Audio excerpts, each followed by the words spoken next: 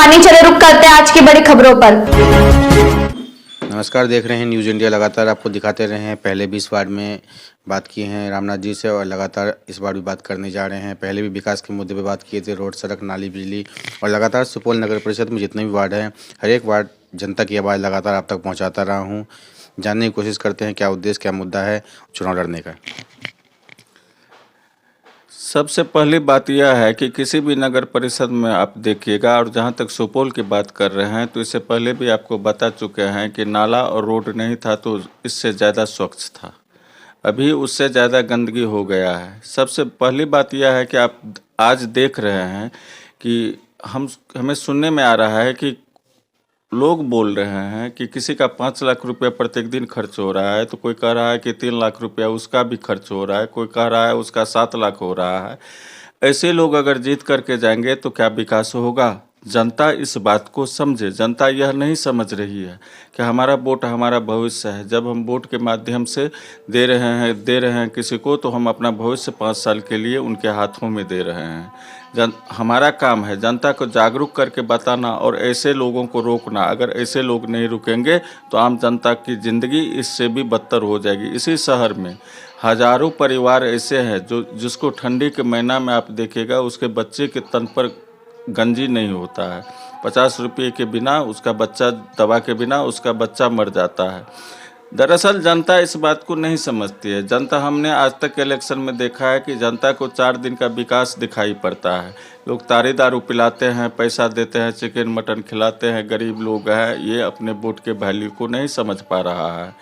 तो इसीलिए इतनी गरीबी हो रही है। दिन ब दिन गरीब होते जा रहा है। मेरा काम है जनता को जागरूक करना। जनता जिस दिन अपने वोट की वैल्यू को समझ जाएगी और यह समझ जाएगी कि वोट हमारा 5 साल का भविष्य है, सब कुछ अपने आप ठीक हो जाएगा और आम जनता का विकास हो जाएगा। और मेरा मानना है कि जनता इस बात को समझ रही है, इसलिए कि मैंने सुबह से लेकर के रात के 10 बजे तक जनता को जागरूक कर रहा हूँ कि जनता अपने वोट के वैल्यू को समझे। और मेरा विश्वास है कि जनता अपने वोट का सही इस्तेमाल करेगी और एक अच्छे समाज के निर्माण में अपना योगदान देगी। इस बार लगातार जैसे कि पहले वार्ड की बात करते रहे हैं, अब सुपौल नगर परिषद की बात करेंगे आपसे।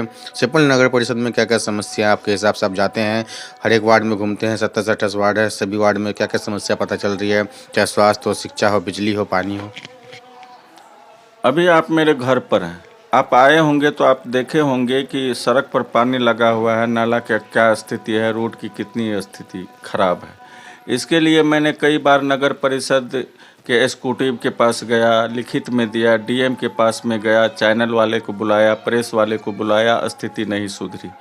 जब हम एक पढ़े लिखे लोग इतना कुछ कार्रवाई कर सकते हैं, उसके बाद भी स्थिति नहीं सुधरी, तो फिर एक गरीब आदमी जो पढ़ा लिखा नहीं है उसकी स्थिति क्या होगी और वहाँ की स्थिति क्या होगी। आप सुपौल में जगह जगह देखिए ना कि किसी का जब भी रोड और नालियाँ बनती हैं तो सबसे पहली बात है वो जनहित के लिए नहीं बनाया जाता है। सिर्फ एक औपचारिकता निभाई जाती है, जिस योजना के नाम पर करोड़ों रुपए की लूट कर ली जाती है। जनता को सुविधा होगा इससे या नहीं होगा, या जनता की क्या परेशानी है, इस बात से कोई मतलब नहीं है।